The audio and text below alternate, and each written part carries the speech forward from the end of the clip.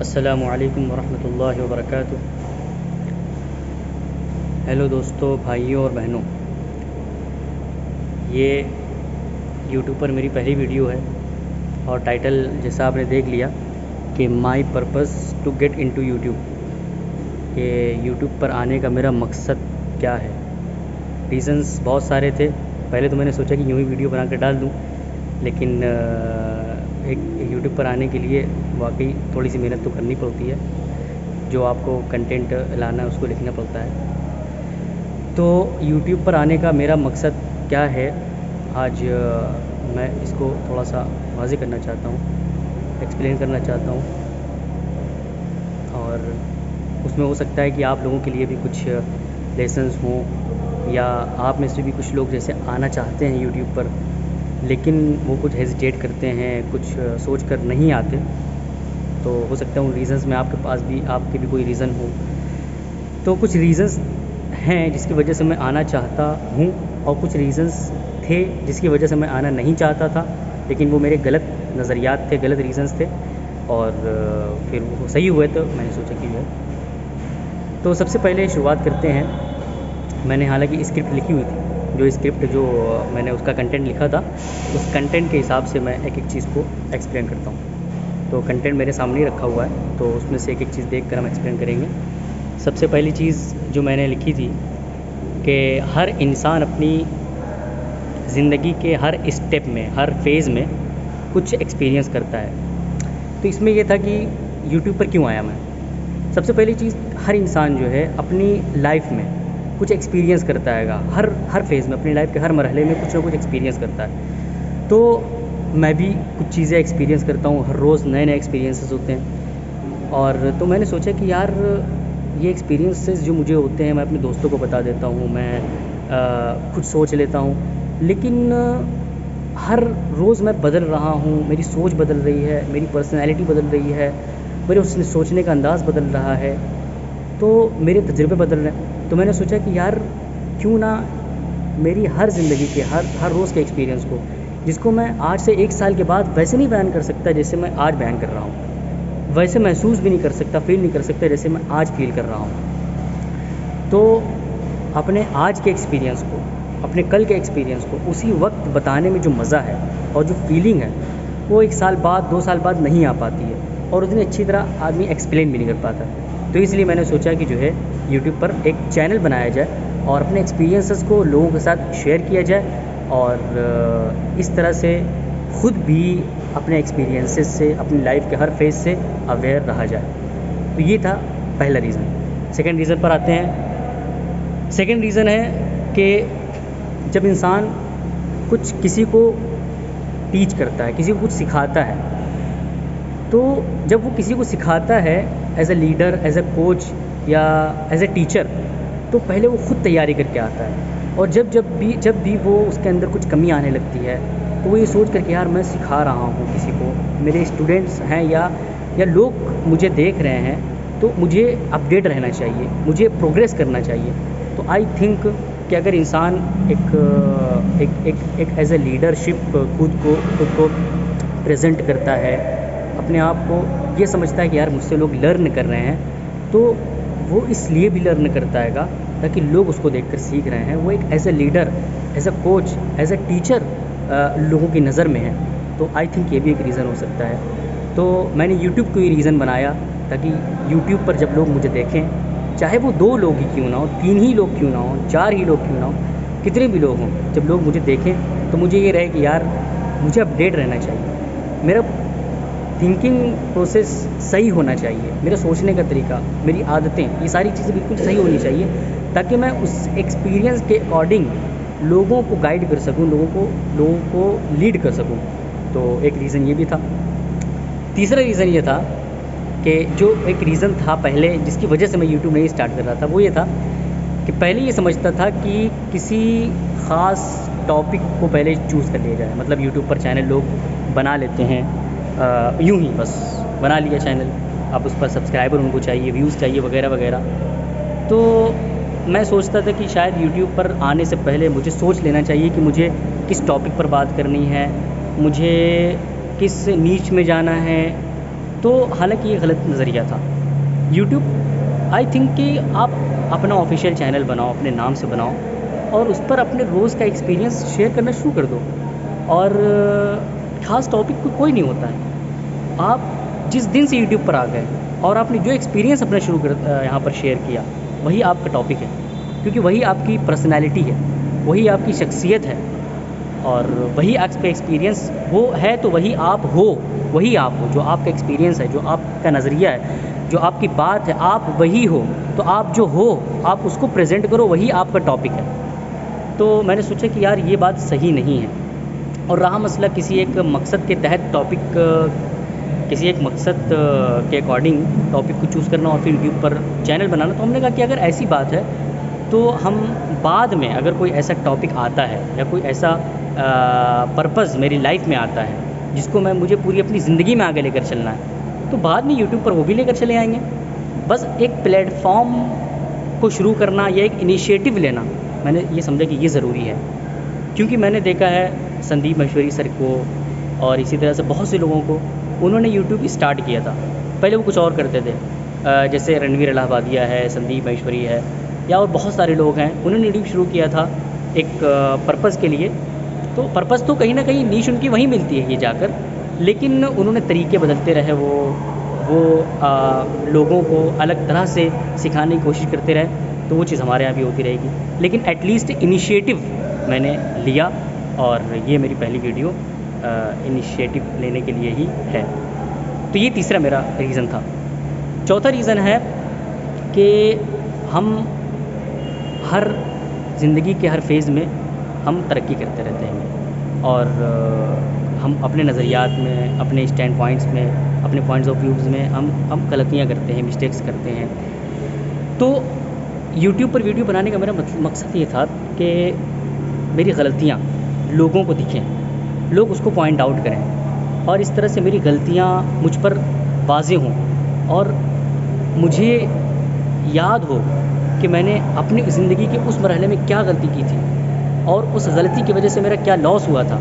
तो ये सारा रिकॉर्ड समझने, समझाने, लोगों को लीड करने का, गलती करने का, फेल होने का, सक्सेस होने का, फिर उठने का, फिर गिरने का, तो ये एक रिकॉर्ड जब रहता है आदमी के पास, तो अपने हर दौर में उस रिकॉर्ड को उठाकर जब वो देखता है तो उसकी एक पर्सनालिटी पूरी उसके सामने होती है और उस पर्सनालिटी के अकॉर्डिंग वो अपने आप को और ज़्यादा इम्प्रूव करने के लिए एलिजिबल होता है। तो एक ये भी रीज़न था। और इसी तरह से पांचवा रीज़न ये था कि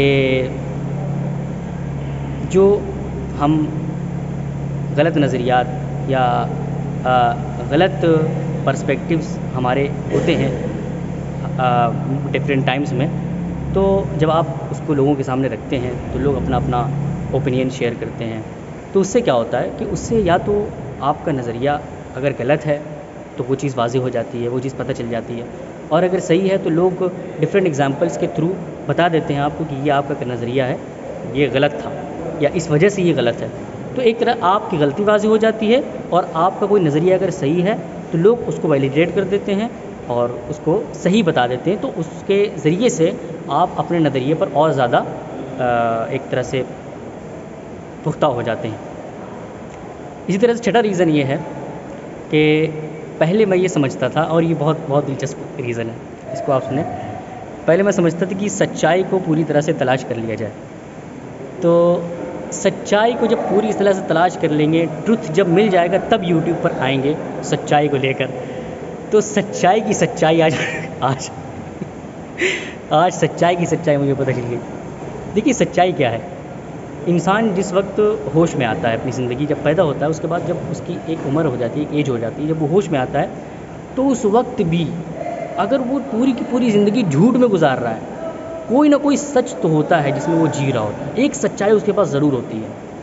और जिस वक्त वो ज़िंदगी के सारे तजुर्बे करने के बाद इस दुनिया को छोड़कर जा रहा होता है, तो उस दिन भी किसी न किसी गलतफहमी में वो जी रहा होता है, कोई ना कोई गलत नज़रिया होता है जिसमें वो जी रहा होता है। तो सच्चाई ये किसी मंजिल और डेस्टिनेशन का नाम नहीं है। सच्चाई ये एक जर्नी है, ये एक सफ़र है। रियलिटी एक सफ़र है, हमको सफ़र करते रहना। हर दिन हम एक सच्चाई तलाश करते हैं। हम पूरी तरह से ना कभी सच्चे हो सकते हैं और ना पूरी तरह से हम कभी झूठे हो सकते हैं।